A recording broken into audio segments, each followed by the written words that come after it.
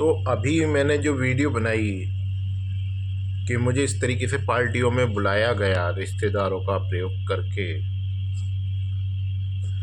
तो इसका जो मिसयूज़ किया गया है उसके बारे में मुझे कुछ और भी बातें समझ में आ रही है और कहनी है। मुझे ये कहना है कि अगर, अबे यार ये टेढ़ा रख दो तो ऐसे ही होता है। अब सही है।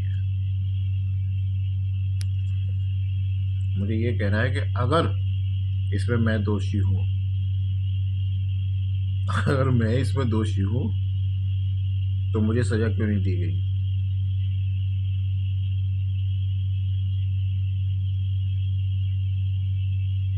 किसी को इतना अधिकार नहीं है ना, किसी को भी इतना अधिकार नहीं, बेशक वाइफ हो। वाइफ का अधिकार पूरा होता है पति पे, पति के घर पे, पति की संपत्ति पे, हर चीज पे।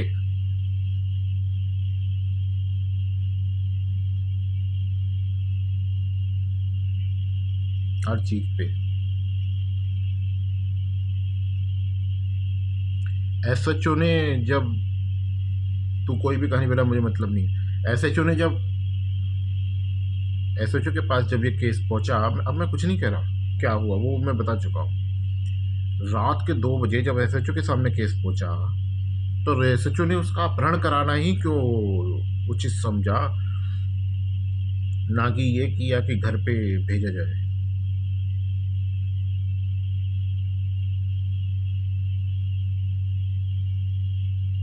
घर पे भेजना क्यों नहीं उचित समझा उसने? उसने सिर्फ अपहरण कराना उचित ही क्यों समझा?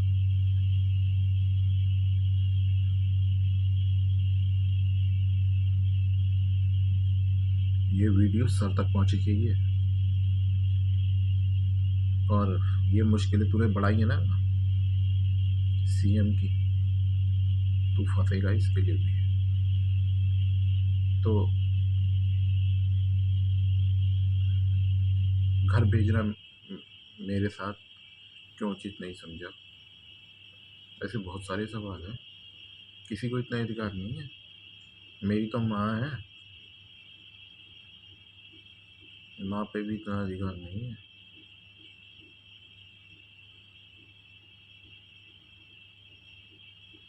मैं माननीय सीएम साहब से एक अपील और कर रहा हूँ। जो सबूत मैंने अप्रूव करने के लिए कहा है, अगर ये सबूत में मेरी गलती निकले तो मुझे भी सज़ा दी जाए, क्योंकि इसमें सज़ा का हकदार सबसे पहले मैं हूँ। उसमें सज़ा का सबसे पहले हकदार मैं हूँ।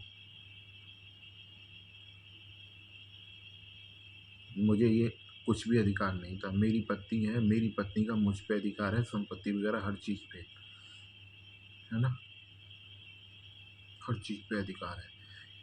इसका मतलब यह है जिसने भी ये सब प्रयोग किया है उसने सिर्फ अपराध किया है। ये बात आप भी जानते हैं, लेकिन मेरी समझ में आ गई है तो क्लियर कर रहा हूँ। और मुझे भी अधिकार नहीं था, बात यह है।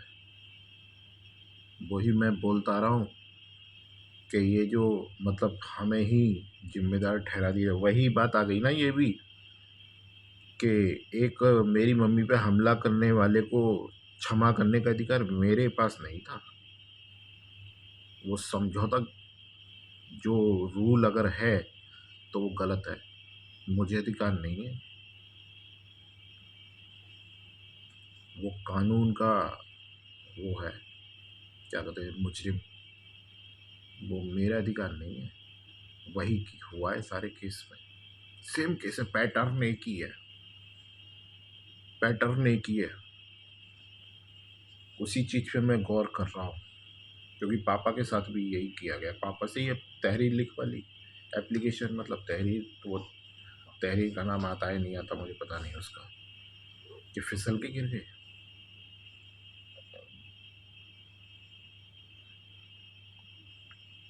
हैं, ये पूरे तरीके से इलीगल है, फिर भी हर तरीके से हर तरीके से इनलीगल है। और ये बात आप जानते हैं, इसीलिए गिरफ्तारी के ऑर्डर करे हैं आपने। अब ये जो प्रेजेंट में जो ये जांच वाला फील्ड में है, इसकी दिलचस्पी भी उसी में है, दबाने में। ये भी जानता है, ये भी जेल जाना चाहिए। जो भी है अपराधी, इसमें क्या है, सब है तो सब जेल जाए। मैं तो अपनी भी कह रहा हूँ भैया, अगर मैं श्वेता का गुनहगार हूँ तो मुझे जेल दी जाए, तिहाड़ दी जाए, और वो भी।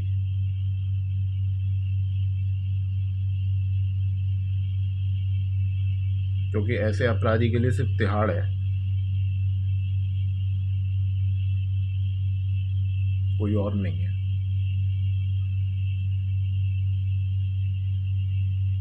ऐसे अपराधी के लिए सिर्फ तिहाड़ है। मैं रोता रहा, घूमता रहा, और मेरा ही इस्तेमाल होता रहा। मुझे पता है आप पहुंच जाएंगे इसके निर्णय, पहुंच तो गए हैं, और प्रूव कर लेंगे इसे, मुझे पता है। वो मैं इंटेलिजेंसी देख चुका हूँ। ये बहुत बड़ा मायाजाल है, ये तो मैं बहुत पहले ही समझ गया था कि तभी ये दिक्कतें हो रही हैं, कि ये रचना बहुत बड़ी है। लेकिन उस रचना को तोड़ा भी गया है, तो इंटेलिजेंसी में समझ गया हूँ। शास्त्री ने, उसका नाम मुझे याद नहीं है, शास्त्री ने श्वेता के आने से पहले श्वेता के अपहरण के बारे में बता दिया था। उस लड़की के बारे में, एक लड़की आएगी और उसके चक्कर में मत पड़ना। पहले अभी तक मैं ज्योतिष समझता रहा, लेकिन 12 तारीख की रात को 2 बजे करीब मुझे, मतलब मम्मी को मैं बता रहा था, जो भी समय था मुझे समझ में आया, और कि उसने ज्योतिष से नहीं बताया, उसने पता था, वो बताया उसने। वो भी अपराधी है, उसने ओवर रिएक्ट किया था। जब श्वेता के अपहरण के बाद मैंने कहा था कि ऐसा हुआ, ओवर रिएक्ट।